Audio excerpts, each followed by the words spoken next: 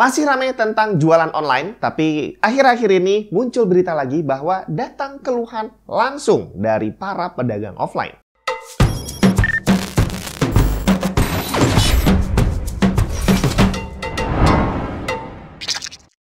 Windows kamu masih bajakan?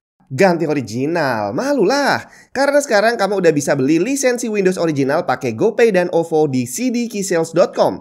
Tinggal klik link di bawah, masukin keranjang, tulis kode voucher TNT untuk dapat diskon tambahan, check out dan pilih metode pembayarannya. Kalau udah selesai, kamu akan dapat lisensi Windows original yang bisa langsung dipakai untuk mengaktifasi Windows kamu. Bukan cuma Windows, di cdkeysales.com kamu juga bisa beli software dan game original. Link lengkap ada di deskripsi.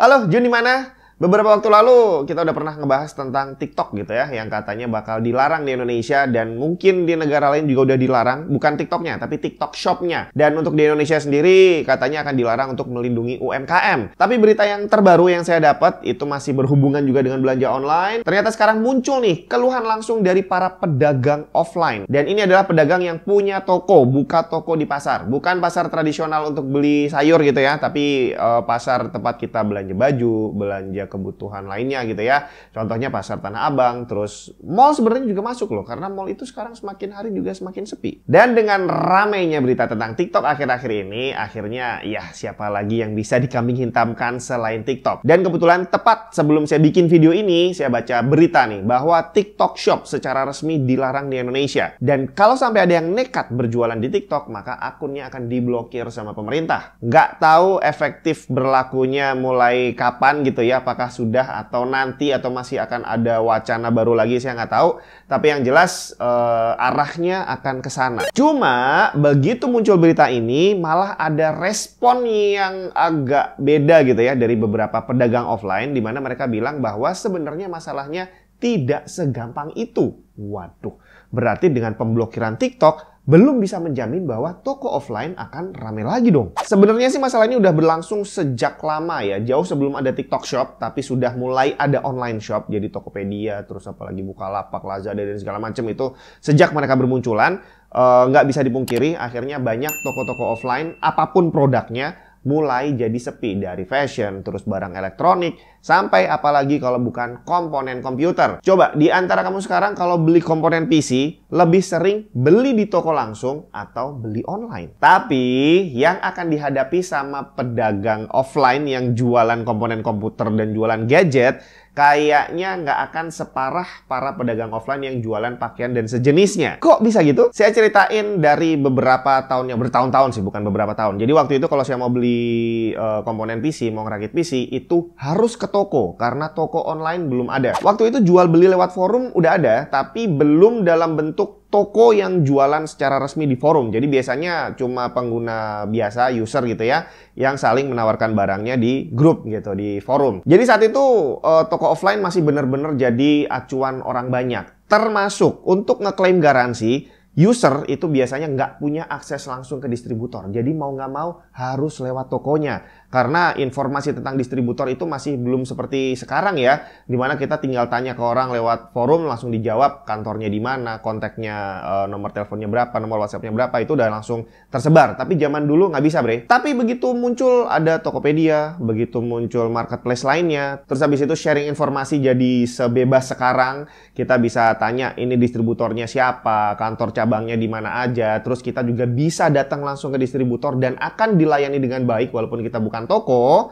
Akhirnya pelan-pelan toko komponen PC yang offline itu tambah lama tambah sepi. Hampir sama seperti pedagang pakaian dan pedagang lainnya, di mana pembeli udah mulai beralih untuk berbelanja online. Dan secara nyata bener-bener kelihatan toko komputer yang dulu itu bener-bener gede gitu ya, jadi rujukan saya kalau tiap kali mau beli, sekarang jadi sepi banget. Barang dagangannya jadi nggak se-wow zaman dulu. Jadi kalau dulu saya masuk ke sana itu bisa lihat GPU, motherboard keren-keren gitu ya, tapi sekarang yang ada casing doang, bre. Udah gitu di mall di tempat saya itu ada satu lantai yang khusus untuk jualan komponen PC gitu ya. Zaman dulu penuh, bre, tapi sekarang udah sepi. waktu saya jalan-jalan terakhir ke sana, barang yang dipajang itu adalah GPU yang beberapa generasi ke belakang. Itu gambaran saking sepinya toko komputer offline saat ini. RTX 4090 masih kurang mahal. Beli yang lebih mantap lagi. ROG Matrix Platinum GeForce RTX 4090. GPU monster yang super cakep. Menggunakan premium 360mm all-in-one cooler dengan hollow metal frame design yang disenjatai liquid metal thermal compound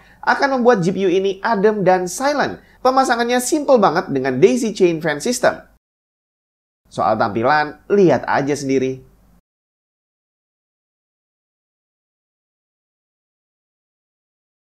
Persaingan yang dihadapi sama toko-toko komputer ini benar-benar berat. Dari yang pertama, mereka harus bersaing sama user yang berubah menjadi toko online, tapi mereka nggak punya toko betulan. Jadi nggak harus bayar sewa toko, nggak harus bayar karyawan, nggak harus bayar segala macam yang harus dikeluarkan oleh toko beneran gitu ya.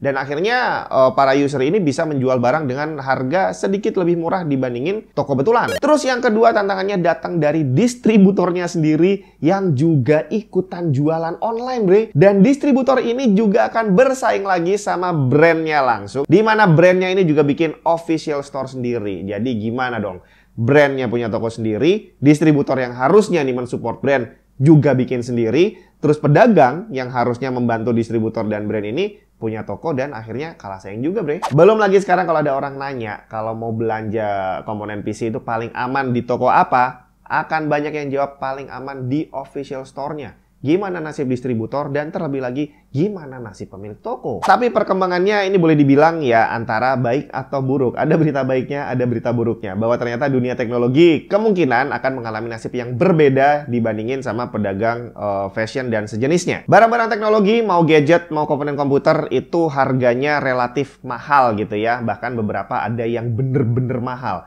Dan di sini terjadi banyak sekali modus penipuan, modus pencurian dan sejenisnya, dimana akhirnya secara transaksi online jadi nggak terlalu aman. Dari kita beli barang ternyata nggak dikirim, atau kita beli barang dikirim tapi ternyata barangnya rusak, atau ternyata yang datang Indomie bukan handphone gitu ya. Belum lagi ada modus pencurian yang dilakukan sama perantara jual beli. Dari penjual dikirim terus ini pembeli. Nah ini hilang nih di sini nih saat terjadi pengiriman.